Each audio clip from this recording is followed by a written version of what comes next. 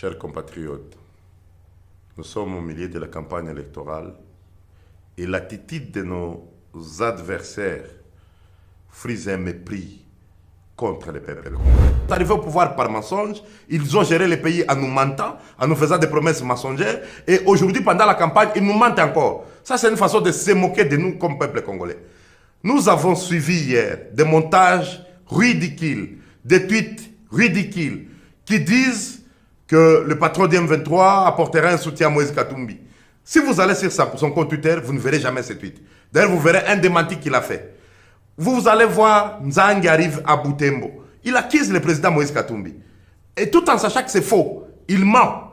Mais il accuse le président Moïse Katumbi qu'il est un candidat qui est incapable de citer le Rwanda.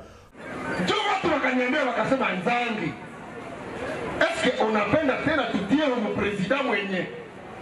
Seigneur atamwambia mboko, sema useme Rwanda ndio inatuvamia. Unajua kitu kuna watu wenye wakamwambia sema tu jina ya Rwanda ndio inatuvamia.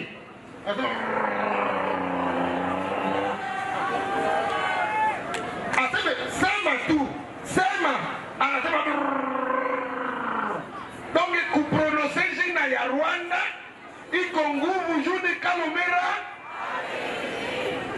Dans la vidéo, vous allez regarder tout de suite, vous allez voir un Moïse Katumbi qui a non seulement pas cité le Rwanda, il a cité et le Rwanda et l'Ouganda que Kamere commence à citer aujourd'hui et que Félix Tshisekedi n'a jamais cité. Il a cité aussi les Burundi. Tous les agresseurs du Congo, Katumbi les a clairement cités, les a clairement menacés. Et au stade de Goma ici, il a dit ceux qui vont oser vont subir la guerre de l'armée congolaise quand lui sera président de la République.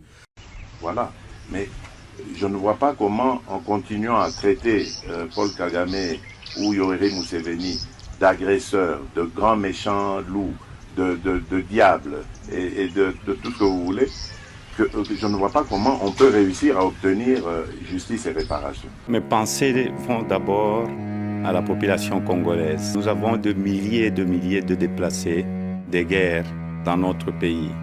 Et je condamne fermement cette agression du M23.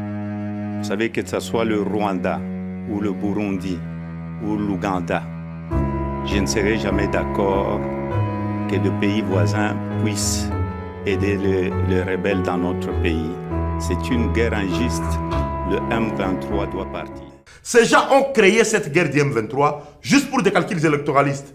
Ils n'ont fait pas de discours. Vous êtes en train de voir un candidat sans bilan, sans aucun chiffre, sans aucune projection, juste des insultes, des mensonges.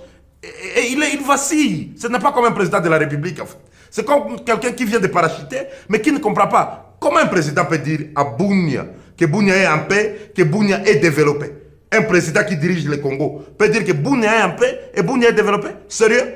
Alors nous sommes en face de gens qui, et nous sommes leur business.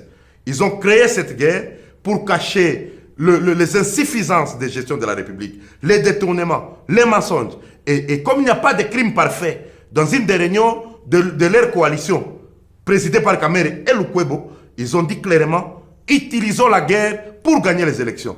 Transmettez au chef de l'État, utilisons la guerre pour gagner les élections. C'est une stratégie. Sachez très bien si aujourd'hui nous arrachons cette terre, nous gagnons automatiquement les élections, on porte les élections. C'est notre victoire, il faut tenir compte de ça. Alors nous, peuple congolais, nous sommes dans une phase très déterminante de notre pays. Nous sommes dans une phase très déterminante de notre République.